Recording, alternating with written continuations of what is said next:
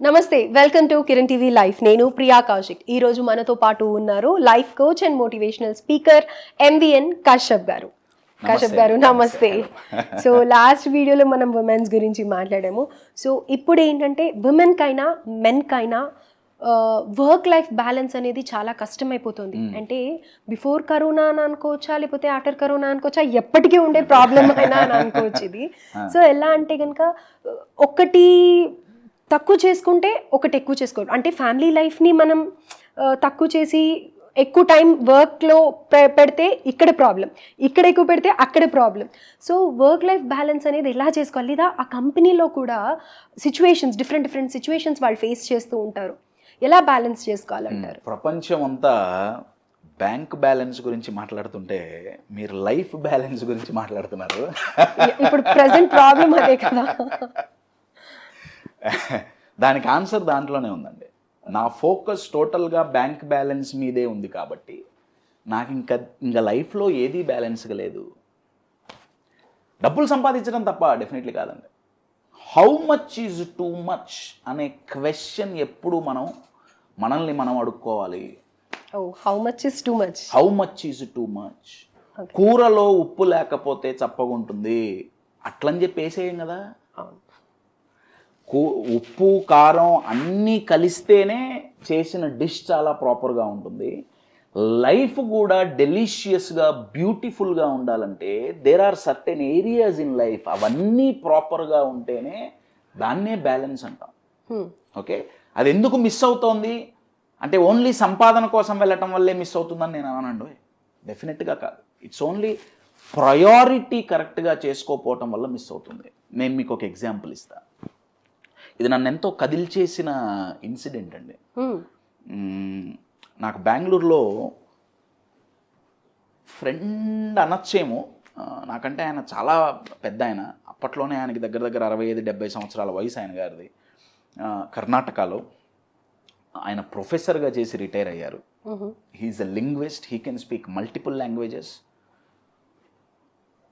నాలెడ్జ్కి పెట్టింది పేరు ఆయన. సో నేను ఎప్పుడు ఆయన్ని కలిసి నా టాక్స్ ఆయనకు చూపించి లాంగ్వేజ్ కరెక్షన్స్ అవన్నీ చేయించుకొని ఇంకా కొత్త ఐడియాస్ దానికోసం నేను ఆయన్ని కలుస్తూ ఉండేవాడిని. ఒకరోజు నేను ఆయన్ని కలవటానికి వెళ్ళాను. ఆ రోజు ఆయన చాలా ఎక్సైటెడ్గా ఉన్నారు. ఆయన సోనీ ఎరిక్సన్ ఫోన్ కొనుక్కున్నారు. ఓకే, అవును, అప్పట్లో సోనీ. ఆ రోజుల్లో సోనీ ఎరిక్సన్ అంటే ఆ రోజుల్లోనే 30-40 వేలు కొనుక్కొని, కశ్యప్ నాకు అప్పుడే సోషల్ మీడియా అదంతా మొదలైంది. కశ్యప్ ఫేస్బుక్ ఏదో ఉందట కదా, నాకు కొంచెం నేర్పించు. ఫేస్బుక్ ఇన్స్టాల్ చేసి నేర్పించి ఎట్లా ఏంటి నేర్పించాం. ఇంకేదో కశ్యప్ ఇది ఎట్లా చేయాలి, యూట్యూబ్ ఎట్లా ఆయన అన్నారు, నేను అడిగిందల్లా నువ్వు ఎక్కడి నుంచి పట్టుకొస్తున్నావు? సార్ వెరీ సింపుల్, యాప్ స్టోర్కి పోయి ఆర్ ప్లే స్టోర్కి పోయి డౌన్లోడ్ చేసుకుంటే అయిపోతుంది, ఇలా చేసుకుంటే ఈజీ. నేను చెప్పేసి చూపించేసి నేను వెళ్ళిపోయా. తర్వాత ఒక నెల రోజులకో ఏమో నేను మళ్ళీ ఆయన కలవటానికి వెళ్ళాను. ఆ రోజు ఆయన ఎంతో హ్యాపీగా, కశ్యప్ నువ్వు నాకు యాప్ ఎలా డౌన్లోడ్ చేయాలో నేర్పించావు కదా, నేను నేర్చుకున్నా చూడు, నేను యాప్ డౌన్లోడ్ చేశా. ఏం యాప్ డౌన్లోడ్ చేశారు? ఆయన టాకింగ్ టామ్ డౌన్లోడ్ చేశారండి. మీకు టాకింగ్ టామ్ గుర్తుండే ఉంటుంది. ఒక టామ్ వస్తుంది, మీరేం మాట్లాడితే అది రిపీట్ చేస్తుంది ఫన్నీ టోన్లో. మీరు దాన్ని ముట్టుకుంటే దానికి చక్కగా వెళ్ళిపడుతుంది. నాకు హ్యూమన్ బిహేవియర్ అంటే పిచ్చి, నాకు చాలా ఇష్టం. 65-70 ఏళ్ళ వయసులో ఈయనకి టాకింగ్ టామ్తో అవసరం ఏంటి?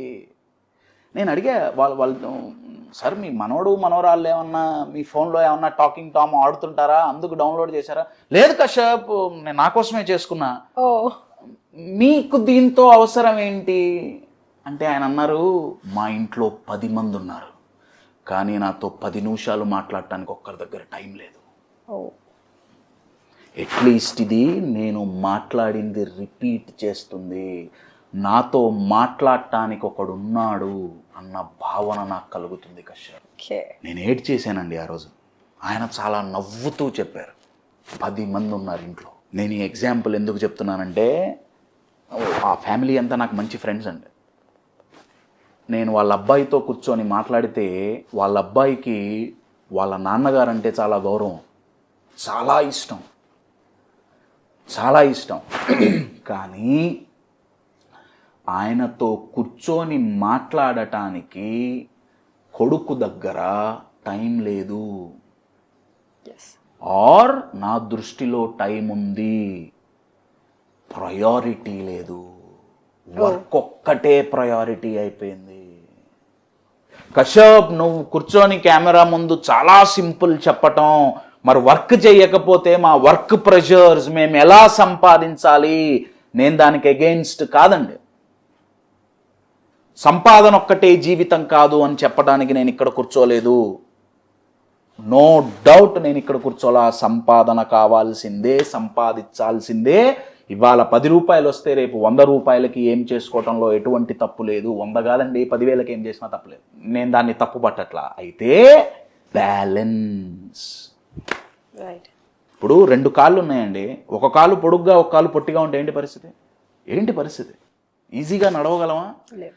మన లైఫ్లో ఓన్లీ వర్క్ అనేదే చాలా పొడుగ్గా పెరుగుతూ పోతుంది. ఇంకేం లేదండి, ఇంకేం లేదు. రిలేషన్షిప్స్ లేవు, వీ టైం లేదు, మీ టైం లేదు. అంటే ఎలా అయిపోయిందంటే మనం వర్క్ చేస్తేనే మనకి డబ్బులు వస్తాయి, డబ్బులు వస్తేనే రిలేషన్స్ బాగుంటాయి అని చెప్పి దీనికే అన్ని సెట్ చేసుకుంటూ వెళ్ళిపోయారు తప్ప దీనికి ఇది అని ప్రయారిటైజ్ చేయట్లేదు. ప్రయారిటీ అండి. How much is too much. దీనికి ఏం పెద్ద కోచింగ్ అక్కర్లా, కౌన్సిలింగ్స్ అక్కర్లేదండి.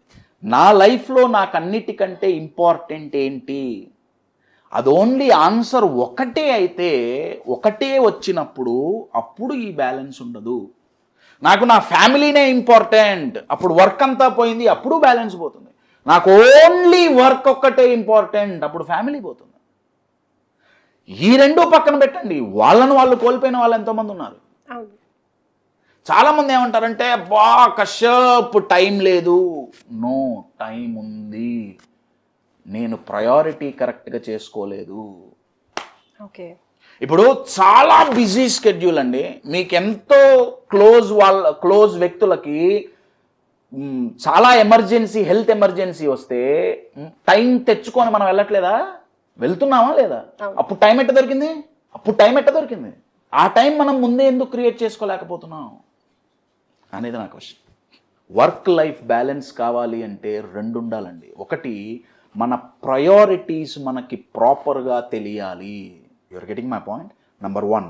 నెంబర్ 2, ఈ ప్రయారిటీస్ తెలిసినప్పుడు మనం దానికి తగ్గట్టు టైం కేటాయించుకోవటం సులువవుతుంది. నేను ఇందాక చెప్పిన తండ్రి కొడుకుల ఇన్సిడెంట్లో కొడుకుకి తండ్రి అంటే చాలా ఇష్టం, కానీ ఆయనకు ఆ అవేర్నెస్ లేదు.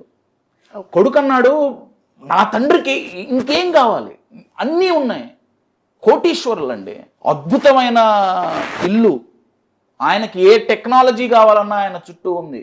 Your getting it? పడుకోగానే నిద్రపట్టే బెడ్, పెద్ద టీవీ, మంచి ఇది, అన్నీ ఉన్నాయి, అన్ని బిలాంగింగ్స్ ఉన్నాయి. ఇంకేమి ఇవ్వాలి నేను నా తండ్రికి? కొడుకు ప్రశ్నించాడు. తండ్రి అన్నాడు, నాకు నా కొడుకు కావాలి. కశ్యప్, నేను ఫేస్బుక్ ఎలా చెయ్యాలి అని నిన్నెందుకు అడగాల్సి వచ్చింది? అవును కదా. నా కొడుకుని అడిగితే చెప్పడానికి వాడికి టైం లేదు. నేనన్నా, మీ నాన్నగారికి కావాల్సింది బిలాంగింగ్స్ కాదు, బిలాంగింగ్నెస్. అక్కడ నేను కొడుకుని తప్పు పట్టట్లేదండి, ఆయనకు ఆ అవేర్నెస్ లేదు.